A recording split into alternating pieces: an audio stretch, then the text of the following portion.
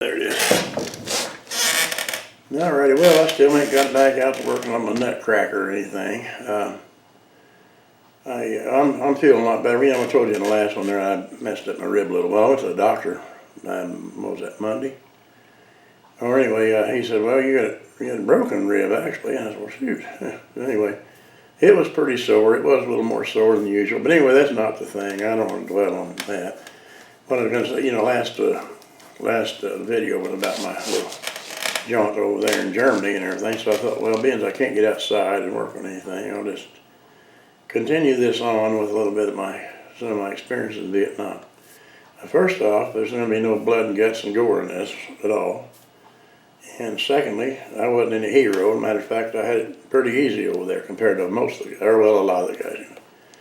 I was on the compound every day and nights. That's when we went out to the outposts out there. It was, I don't know, somewhere between 3 to 5 miles away from everything. You know, it gets a little spooky when you got a pitch dark night.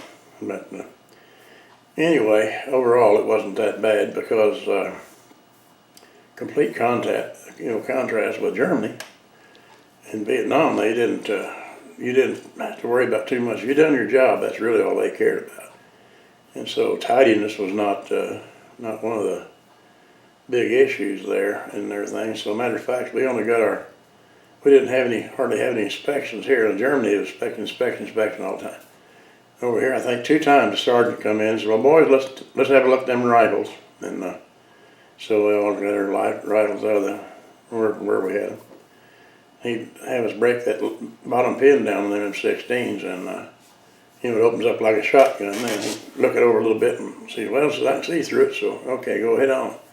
I know he was sort of joking, but you know, if it had been too bad, he'd said something. But anyway, on the line of the 16, I didn't really care for that gun that much. You know, it was a nasty old assault weapon, first off. But anyway, when I first got there was a guy that was leaving, you know, he done his time, and he had a M1 carbine, and he sold it to me for $10, you know, because he couldn't take it home with him. He said that's what he gave for it. So anyway, I carried that thing for quite some time as opposed to my 16. I had a whole bag of ammo and magazines and everything. We don't want to call it clips because some of these guys that are real aficionados will get on to you about that. You know, I don't see the problem, but whatever. Anyway, then after a while, well, there's other guys who had them too. One guy had one of them German P-38s, which I got one now like it, and now he got to take his home, but he had to go down to Saigon and register everything and all that so he could take it home. But another guy had a snub-nosed 38 Colt, real pretty gun and everything, but he had to give it up.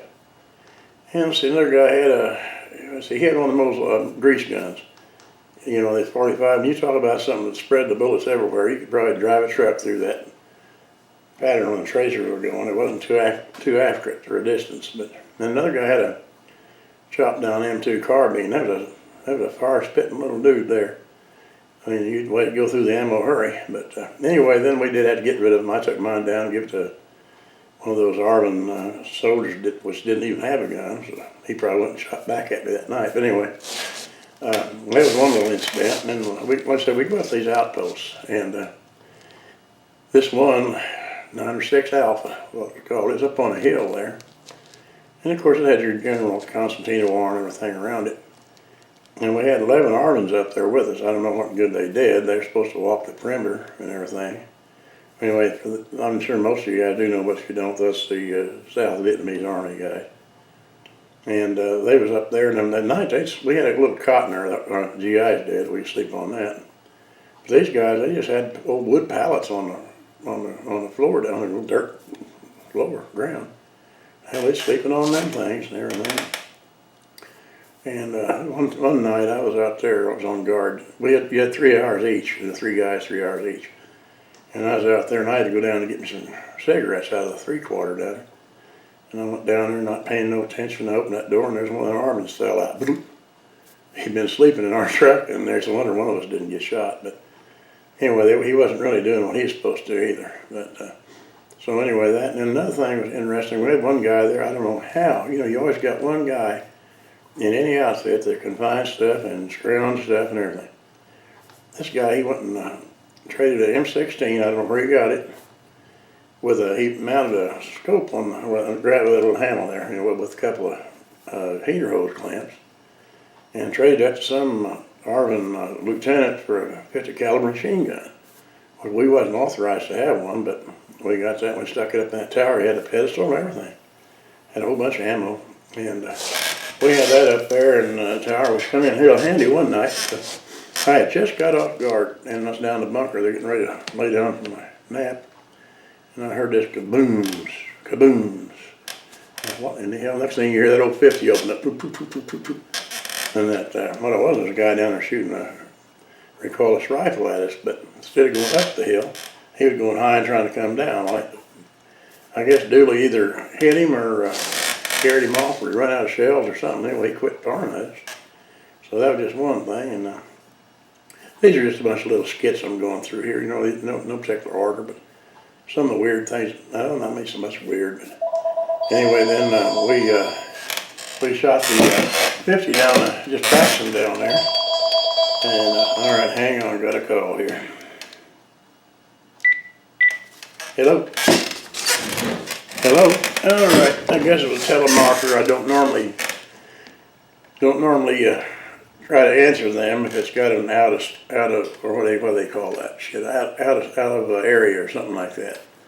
But in this case it was, in my area code and all that kind of thing. So anyway, it turned out not to be anything important. But back as I was saying, we was shooting that old 50 just for practice down there. And one of them tracers set a little forest, a little grass fire down, way down that valley down there. And that old officer, the Arvin officer, he wanted us to go down there and put that out. We said, there ain't no way. Who knows what's down in that? You don't know what's down there in that valley down there. It could be anything. So we were going to let it burn, but he sent a couple of his guys down to put the fire out, and they succeeded, I guess, because nobody was come back injured or dead, Anyway, I don't want to ramble on just too long. I don't know I can't even tell how many minutes this thing's been on here. It's probably got it, but I can't see it from here. But anyway, the way it worked, if you've seen them shows on MASH, that's pretty much the way it was here. You take along what you want to out to the outpost out there. There wasn't really any regulation. I guess they expected you to wear your uniform, but sometimes we just wear shirts and T-shirts and what have you. One more thing I was going to bring, though, up here, remember I said in Germany, they had to take the tops off and nothing. You bare Jeep, that was it, in freezing cold weather.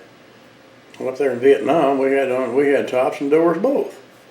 I thought the idea was so you could get out quick if you had to. Well, it looked like it's kind of back-assed just the way it should have been, because over there where you might need to jump out, well, you was allowed to keep your tops and all. On the other, over Germany, where you didn't have much of a chance of a problem, you had to leave the tops all off.